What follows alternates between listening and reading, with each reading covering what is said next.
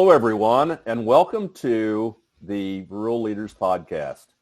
I'm joined by my co-host, Dana Peterson, today, as we do every week, to talk about rural leaders across North America and the great things that they're doing. We hope to inspire, we hope to equip you, and we hope to give some sort of a call to action as we continue to navigate through highlighting leaders that are finding their way, doing some successful things across rural America. Hi, Dana. How are you? I'm good, Richard. How are you doing? Not too bad. It's, as our listeners know, we farm in Northwest Missouri, and it's been a little bit of a challenge getting the crop in. Every year is always a little different. This year's been a little cooler than normal, a little wetter than normal. But you know what?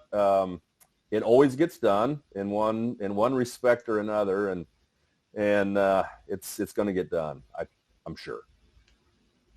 Yeah, but I know as a sister to some farmers here in north central Kansas, there is a little bit of I don't want to say anxiety, but I was talking with my brothers at lunch today about, just how things are going. And we're grateful. We got another inch and like 40 hundredths of rain over the last couple of days, but they have probably 25% of their crop yet to get in the ground. And they don't really like twiddling their thumbs very much. And so I know as a farmer's sister, you're probably a little bit in that boat too. Yeah, we are. And I think, this is the Rural Leaders Podcast. And while we just spent, a couple of minutes talking about farming, definitely that rural community is tied very closely to the farmers that are there. And it doesn't matter if I go to church. It doesn't matter if I stop at the store in town. Everybody, whether they're farming or not, they're interested and they want to know what's going on, out on the farm. So I think it's certainly relevant to talk about weather that we're having. Definitely. Yeah, I know. So I know that you have visited with our next guest, and I'm super anxious to find out what's going on with them and the efforts that they have. Why don't you spend just a little bit and kind of get our listeners ready to hear what Luke has to say. Yeah, I'll give a little bit of an appetizer. Our guest today is Luke Thornton. Luke is Vice President of Operations at Harper Industries, but he and I got to know each other a little bit through the Kansas Agricultural and Rural Leadership Program. I was a part of Class 7 of this program. It's a 2-year program here in Kansas. Luke was part of Class 11. And so we have that connection in rural leadership. Now, the Kansas Agricultural and Rural Leadership Program is not unique across the country, across the world. There's actually these programs pretty frequently across agricultural areas of our world. And so, Richard, I know you're familiar with the Missouri program. Indiana and Illinois definitely have programs, and there's multitude of them around the country. So they're a good crop of rural and agricultural leaders that we will likely bring on the podcast over the next few months. And so really looking forward to visiting with Luke today. And we'll hear from him and get to meet him right after these messages from those who support us. My name is Blake. I received a heart transplant when I was 2 weeks old. I play defense for the Red Hot Tornadoes. Sometimes my heart starts pounding like faster and faster as I go. I know I have someone else's heart inside me. It makes me feel happy because someone was generous enough to give me a second chance to live. This gift of life was made possible by an organ donor. Imagine what you could make possible. Sign up as an organ, eye, and tissue donor. Go to organdonor.gov. What do you think you're doing, Kevin? Was just gonna drive home. There are several warning signs present that you shouldn't be driving. Like hearing voices? Like your text-to-emoji ratio? Oh man, the selfies. Selfie. Nailed it. We all have warning signs that let us know that we're probably not okay to drive. Mine is pretending to be your subconscious. Craig, come on man, let's split a ride home.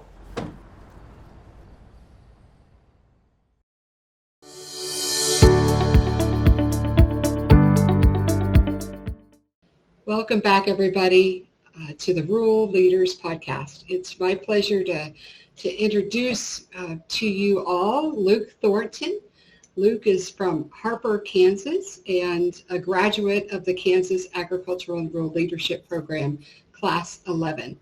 I was a graduate of Class 7 of that program, and so we'll talk a little bit about that today, but what I know about Luke is that he kind of rose up through the ranks of Harper Industries, and so we'll get to chat a little bit about his work there. He is known as someone who is a consensus builder in his community and really focuses on other people. And so, Luke, it's a pleasure to have you with us today on the Rural Leaders Podcast. Hey, it's great to be here, calling in from the metropolis of Harper. So things are going well. We are getting a ton of rain, which is, we hadn't had a great rain for months, so we're pretty excited about that. So, Luke, you and I were both a part of Carl, a few years apart, but the structure of the program has essentially been this very similar between our two classes.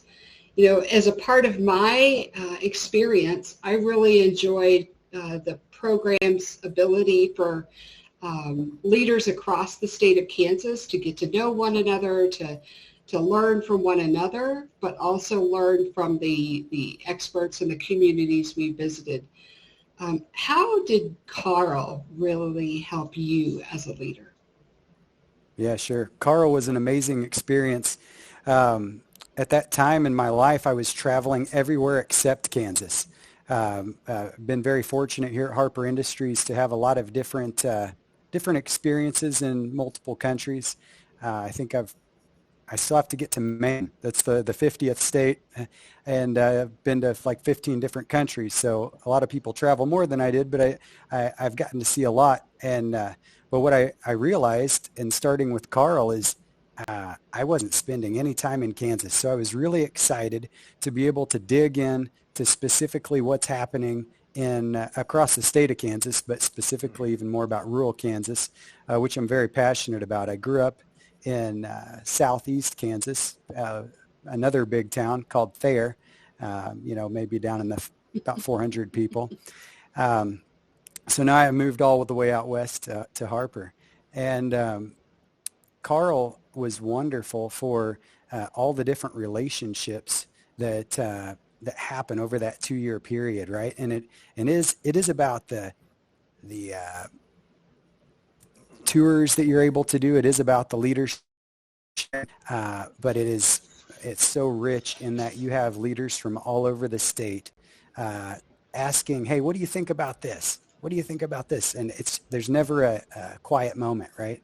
Just I made a lot of friends that I still talk to today. I mean, that was over a decade ago now.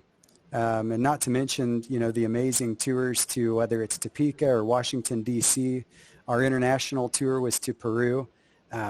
Just a very rich experience in connection. And also at that time, I had been very fortunate to have different opportunities here at Harper Industries. And it was a real, I would say it was a catalyst towards developing my desire to really network with people even more, and then to have the confidence, I would say, that I needed for my position here at Harper Industries, as well as being able to have confidence in continuing to really leverage relationships in a better way. It was a fantastic time. Yeah. And we continue to be involved with the Carl program. We had our head of sales. She was in the Carl program, and actually we have an engineer that's headed into the next class this year. So pretty excited. That's great. That's great. Hey, Luke. Thanks a lot for being with us today. When Dana talked about who we were going to have on as our next guest, I was very excited about the topics that we were going to touch on. And so I'm also a graduate of the program in Missouri. We call the one in Missouri ALOT, Agricultural Leadership of Tomorrow. And so it was really interesting to hear kind of your thoughts on what the Carl program, either equipped you to do or gave you exposure. And Dana and I have talked, we may just do an entire podcast in the future on the programs that are available across the world. I know myself, it's been a number of years since I went through the program, and I think that there are certainly advantages to being in a program like that. But let's talk about the second thing that we want to talk about, and that's Harper Industries. And I think folks, I know we'll have listeners that are very familiar with products that you all make at Harper Industries. So you might want to touch on that just a little bit. What do you build there? And then maybe what's the foundational belief through Harper Industries about the importance of creating opportunities in rural America? Yeah, sure.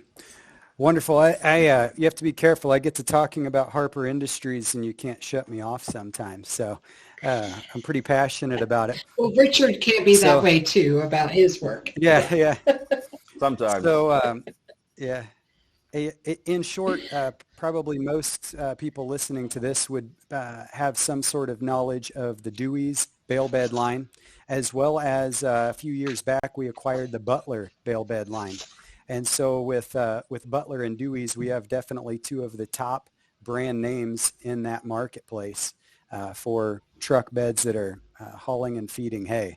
And as anybody knows that's used one, you use them for so many more things than just hauling hay bales. As a young child, my family had a handmade bale spike on the back of our flatbed, and I was the kid on the back in coveralls hand cranking a cable crank bale spear. And so then I've experiensst what it's like and to those go are real from safe that too. Oh yeah, Safe, put some pressure on it, flip the lever, and stay back. Don't let it take you out. Don't put any fingers in there. Yeah, right. We finally went to a hydraulic cylinder powered where you could just push the button. Again, all kind of homemade, and we were uptown at that point. But then I still remember what it was like to actually use a Dewey's bale bed, and it changed the way we worked in so many different ways, from hauling portable cattle panels, whatever. It's a portable forklift, right? And so that part of our business, we're very fortunate to have had. These manufacturing started here many years ago, and it's just been a tried and true product line over time, thanks to a lot of great people working on it. And then what happened, actually, the company had been a good company, but in 1998, Tim Pinner, our current president, and his staff purchased the company from a public company and renamed it Harper Industries. He and his staff wanted to create a business that was here for the community. Tim is very passionate about rural economic development, really as well economic solutions to poverty. And so it's a huge passion. We're trying to create a business for the future, like in the infinite game, as they talk about. So that's pretty fun to see what's happened, and some things that have happened since he bought the business in '98 was we started working on diversification. And so as it sits today, other than the bale bed market, we supply over 90% of the 1-ton size wrecker trucks in North America with their hydraulic power systems. And additionally, we're in the turf and golf market. We create debris management products. So the benefit is ultimately we are driving to the idea that we exist to create opportunity in our rural communities. We do that through creating these products that make hard work easier for the customers in the markets we serve. But the diversification has allowed us to create steady employment. And, the past doesn't always predict the future, right? But since 98, we've had a track record of steady growth and been able to say that we haven't had to have a layoff due to any downturns. And that's part of our responsibility to make good decisions so that people have a dependable, steady job and ultimately income for their family. Additionally, it's a huge passion to make sure that we're helping out beyond our company, and it can be things that are simple within the community or even further abroad. We do at least 10% of our profits go to charitable causes. It's always more than that, but that's kind of the non-negotiable. So we spend a fair amount of time trying to do what we can to help in projects that employees are passionate about. It's a lot of fun. Great, and I know it sounds fun. The charitable contributions piece, I mean, that's great to hear. And I know that you indicated earlier that the workforce has grown at Harper Industries, almost tripled, I believe, from the time that it was acquired from the public company. So certainly that has to make a difference there in Harper County. Yeah, no doubt. We've had to expand our geographical reach in terms of trying to recruit employment, but it's working. We've been able to grow. I think in the 98 time frame, we were 50 some employees, and today we're well over 160. So we're still a small company, but we feel, it's part of what we're trying to do is continue to grow. To continue creating opportunity, that implies we have to continue to grow. And so our plan is 160 isn't where we stop. We continue to find new ways, and that could be through new product development, could be through some additional acquisitions. There are lots of different ways we can make that work. But the key for us and through the growth is we wanted to maintain the I'll call it the small company feel, in that we care about people. So as we grow, several things are important. One, that we continue to look for better ways of running our business, to become a better manufacturing company as we figure out what we want to be when we grow up here. But so we are applying manufacturing principles, and we're working on education, right? So we partner with other industry experts, other companies we know. We bring in some consultants, and we work on what principles do we need to focus on. But at the same time, it's not just about the principles of the of manufacturing or whatever it is we're studying at that point. It's about the people and making sure that we keep that personal approach. And before we're employees, we're human beings, and so we want to focus on that. And that's something that Tim has pushed very strong from the beginning, in terms of when we're in leadership development training and classes, we're not trying to become experts in leadership. We're trying to become better experts in people, ultimately. Makes a big difference. And so we continue to bring on additional leadership to help support the growth, and then train accordingly so we can all grow together. Yeah, that's wonderful. But, I think you have described very much Harper Industries as a values-based manufacturing company, which I know from my rural community, agriculture is kind of our primary sector, and manufacturing and processing of those agricultural goods provides a strong secondary sector, and both of those are essential to a strong economy. So thank you for your commitments to creating opportunities in rural communities. And as you're growing, I'm sure that bringing on workforce is a challenge like your company is facing, along with many, many others. And so tell me a little bit about the Transition to Careers program that you're a part of, and how that's kind of bringing on workers, but also allowing you to talk with younger people. Yeah, absolutely. definitely there's been as we have grown, at times it's been a challenge to find the workforce that we need, at least in the time frame that we would desire it. At the same time, we had worked really hard with the school system, and through some turnover, it had just been difficult to get traction, right? And so we've been really excited. I think it was 2016 is we started working on a solution to this. And I think it's, I don't know that it's only unique to us, but it is the way that we were able to work together and solve the challenge that we had. So we have created the Transition to Career program in our area. So it's not specific to one school. We actually today now have 3 different schools working together to support a position, a coordinator, that helps to organize all of the different programs and initiatives that we're working on. And so we would have our manufacturing or business meetings, and everybody would complain about the same thing. Hey, the workforce, the people that are coming in to apply, they're not prepared, they're not ready, the interviews are bad, they don't know how to work, all these different things. And the idea was, rather than complain about it, what can we do to be working on it to make it better? And so it's taken a while, right? It's a lot of these improvements, whether it's at Harper Industries or whether it's in the community, they take longer than you think they should. But that's what it takes ultimately to gain traction and momentum over time. So today we actually have 4 different towns coming together where all of the students meet in Attica, actually, a metropolis of 500 people. And we've had to get creative with that. So students are able to all take college level classes there. Currently we have a CNA program, an automotive program, and a welding program. We have some amazing instructors that we've been very fortunate to have certified.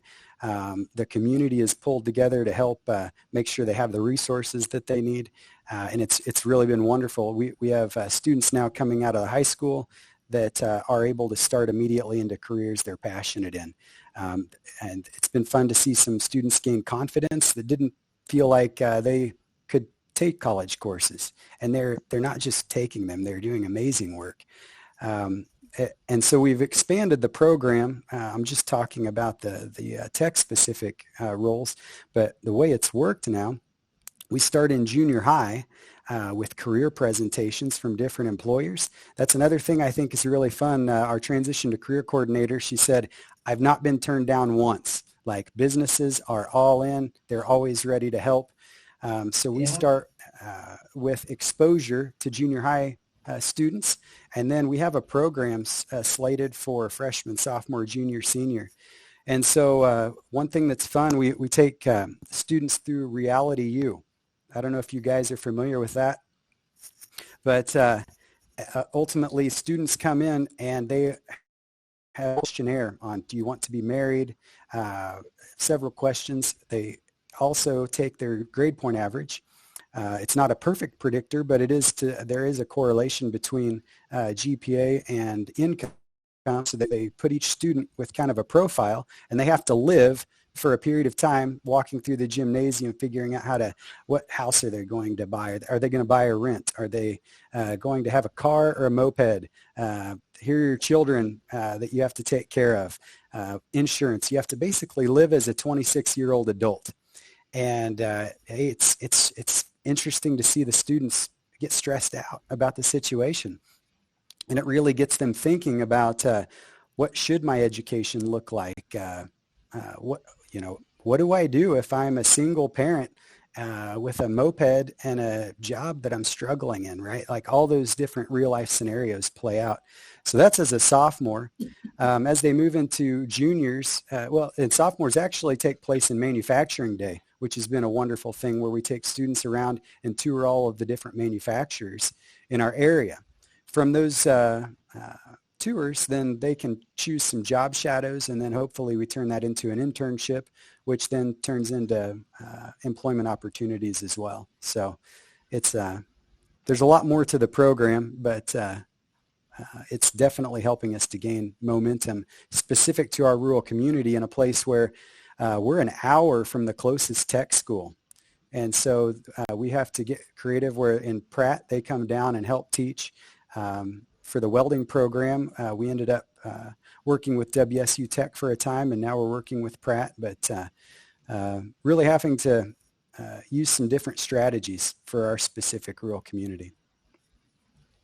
I would definitely scrap together and find solutions for our challenges. And it's great to hear the solutions that are happening in Harper and Harper Industries. If our listeners want to learn more about Harper Industries or Transition to Careers program, how can they get a hold of more information? Yeah, sure, absolutely. HarperIndustries.com can take you to lots of great information. You're always welcome to call the office and talk with me. And the Transition to Career program, we have a Facebook page that generally gives you kind of the overview of what's happening. And it is just Transition to Career if you type it in. So. Well, Richard and I will be back after this short message from our sponsors to talk a little bit about what we discussed today. Luke, thank you for being with us.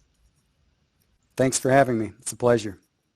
Hey, Bobo, do trees tell each other stories?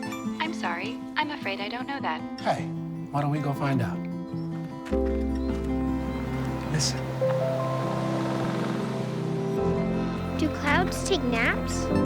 I couldn't tell you. Dad, do stars visit their friends? Look!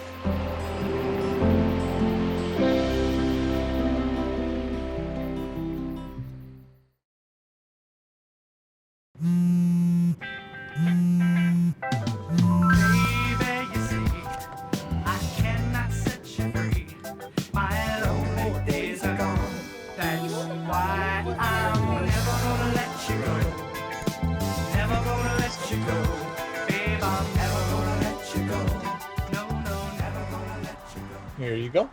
Thank you. Thank you. Never gonna let you go. Never gonna let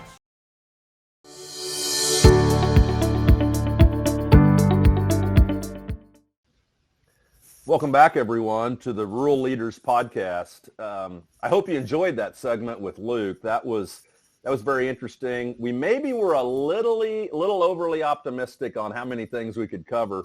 All the topics that we wanted to get through with Luke. But as you can tell, a great example of an entrepreneur, of someone who's doing some really great things in a rural community in the state of Kansas. As we began the interview, we talked about the CARL program, the Ag and Rural Leaders program in Kansas, and how that was kind of a springboard for Luke to be more involved in the community and look for opportunities to make his community better. And I think it kind of goes with our last episode about thinking regionally and looking at opportunities for our rural communities that maybe aren't necessarily defined within a city limit, but defined from a regional perspective. Harper Industries, if you want to Google them, take a look at them. They're really, I think, looking at from a forward view perspective. And it was really great to have Luke on to just talk about all the things. And again, Dana, I wish we'd have had more time with Luke. Lots of things to cover there. But yeah, so what'd you think of what Luke had to say? Well, I definitely appreciated that. Yes, we're going to need to hone in on our suggested topics. But one of the things that I really appreciate about the kind of the regional approach that they're taking in the Harper area is the fact that 3 school districts are working together on this Transition to Careers program. They're sharing a coordinator between all 3 of them. And to me, that is really something that is innovative and thinking outside the boxes that we normally operate in rural America. And then the other thing I really appreciated is the fact that At Harper Industries, they turned complaining into actual improvements in their business. And so that was definitely one of my takeaways today. Yeah, it was really good. And you know, as we continue to go down this path of the Rural Leaders Podcast, you know, we're gonna continue to introduce you to folks that can help us to, you know, inspire others across rural America, equip. I think we learned something from the cooperation and coordination between the three communities today. And then to empower folks to act, and that's what we're here for. That's what we're gonna get done over these next who knows how long, right, Dana? It's going to be a while. Mm-hmm. That's right. We'll be having a podcast every couple of weeks, and our listeners, if they want to comment or they have questions for us, can contact us at dana@theruralleaderspodcast.com or richard@theruralleaderspodcast.com. And we'll be sharing that feedback and that interaction with you as our listeners on the show in the future. And so with that, we want to just commend those rural leaders out there who are inspiring everyone around you, who are equipping more leaders in your community, and who are acting to make our communities a better place to live. Thank you for joining us, and we'll see you again on the next episode.